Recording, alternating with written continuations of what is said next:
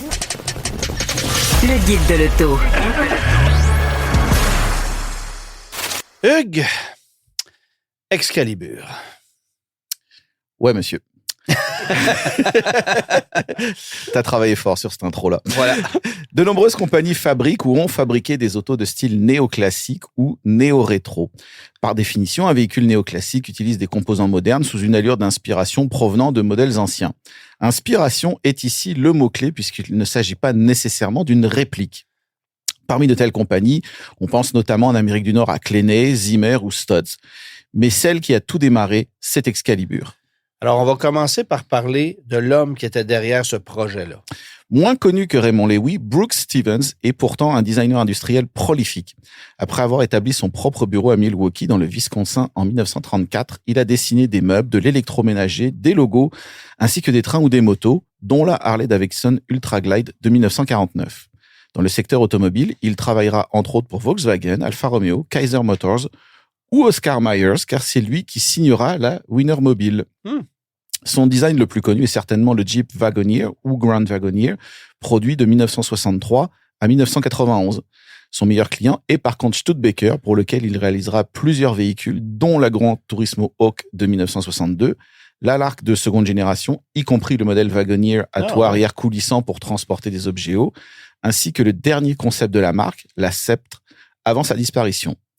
Au début des années 50, Stevens crée un coupé sportif en aluminium basé sur un châssis de Henry G, une petite auto produite par Kaiser Frazer entre 1951 et 1954. Il nomme le véhicule Excalibur G et 4 exemplaires seront fabriqués à des fins de compétition. Pas de lien avec les futurs modèles, si ce n'est le nom. Avance rapide à l'année 1963. Sherwood Egbert, le patron de Studebaker, appelle Stevens pour demander de dessiner des concepts qui pourront attirer l'attention sur la marque pour la saison des salons 1964. Il en réalise 3 sur la base du modèle Lark, qui ne laisse pas grande impression à leur première apparition au salon de Chicago. Le salon de New York, en avril, approche et il faut réagir. Stevens pense à un véhicule sur un châssis de Lark Daytona, mais avec des lignes inspirées de la Mercedes SSK 1928. Il possède une SS 180 Phaeton. La coïncidence est intéressante puisqu'à l'époque, Studebaker est l'importateur de Mercedes aux États-Unis. Le châssis de la Lark est bien adapté à un tel design puisqu'il est un peu moins large que la plupart des châssis conventionnels et avec un X central. Stevens réalise le dessin en urgence et l'auto est fabriquée en 6 semaines par seulement 3 hommes, dont l'un des 2 fils de Stevens. La carrosserie est en aluminium et le moteur, un V8 Studebaker de 289 pouces cubes à compresseur de 290 chevaux, est reculé de près de 70 cm, ce qui entraîne le déplacement de la direction et l'ajustement des suspensions. Sur la calandre trône un X dans un cercle. Mercedes demandera plus tard qu'il soit changé, jugeant le logo trop proche de l'étoile à 3 branches. Le X disparaîtra au profit d'une épée en lien avec la légende du roi Arthur. Le nom Mercedes-Baker est un moment envisagé, mais l'auto partira en direction de New York avec des logos Studebaker SS sur les côtés. Les choses ne vont pas se passer comme prévu. Et non. Entre-temps, Sherwood Egbert a été remplacé par son second, Byers Burlingame, pour cause de maladie. Celui-ci se ravise, estimant que le public pourrait croire que Studebaker s'apprête à lancer un véhicule à l'allure rétro. Stevens appelle les organisateurs du salon de New York pour expliquer la situation. Ces derniers lui disent de quand même envoyer l'auto et qu'ils trouveront un espace quelque part, ce qui fut fait en face d'un stand de hot dog au second étage. L'emplacement s'avérera idéal grâce à son fort passage.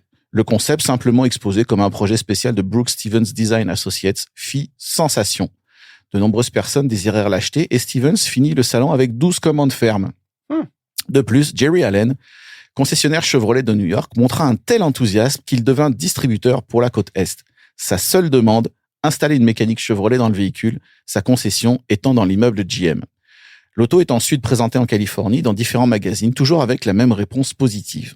Alors en juillet 1964, la compagnie SS Automobile est incorporée avec à sa tête les 2 fils de Stevens, David à l'ingénierie et à la fabrication et Steve aux ventes.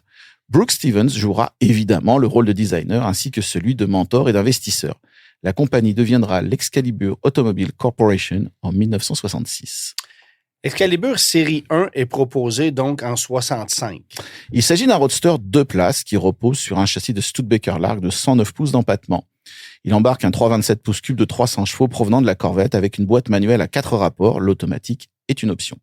Pour la carrosserie, la fibre de verre remplace l'aluminium, mais on retrouve ce matériau pour la calandre. Le prix de base est de 7 250 $ américains. Oui. Par comparaison, le prix d'une Corvette cabriolet de la même année était de 3 212 $. La production est lente pour assurer la qualité et la compagnie essaye de fabriquer un maximum de ses pièces pour dépendre le moins possible de fournisseurs extérieurs. En 1966, une version Deluxe avec des ailes plus grandes et des marchepieds est ajoutée. L'usine est déplacée à West Allis, dans la banlieue de Milwaukee. Le millésime 67 voit l'introduction d'une carrosserie Phaeton à 4 places et d'une option V8 à compresseur de 400 chevaux ou 435 chevaux en 1968. L'année 1969 est la dernière pour la série 1 qui se vend maintenant 10 000 $ en Roadster et 11 000 $ en Phaeton.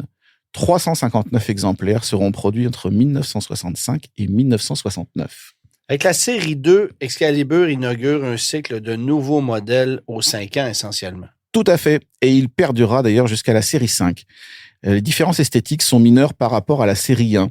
Par contre, on retrouve un tout nouveau châssis de 111 pouces d'empattement, de conception maison, pensé autour des trains roulants et des motorisations de Chevrolet Corvette. Ce qui était logique puisque Studebaker avait fait faillite en mars 1966.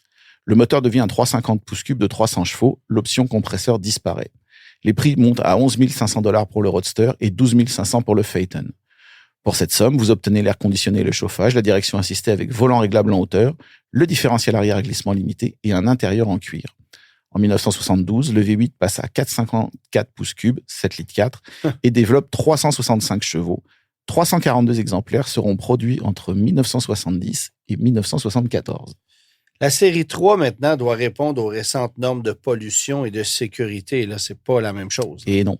Présentée en 1975, la série 3 reçoit un nouveau châssis de 112 pouces d'empattement avec une partie avant vissée afin de réduire le coût de réparation en cas de choc. Le V8 reste le 454 pouces cubes, mais sa puissance chute à 215 chevaux, notamment avec le passage du brut au net. Extérieurement, la différence majeure se situe au niveau des ailes avant qui sont mieux intégrées à la carrosserie. Le prix est de 18 900 $ pour le Roadster ou le Phaeton et il grimpera jusqu'à 28 600 $ en 1979. Le prix d'une Corvette est alors de 12 313 $. Cette même année, le moteur redevient un 350 pouces cubes de 180 chevaux, la fabrication du Big Block ayant cessé en 1977. 1141 exemplaires seront produits entre 1975 et 1979, avec un record de 367 autos pour cette dernière année.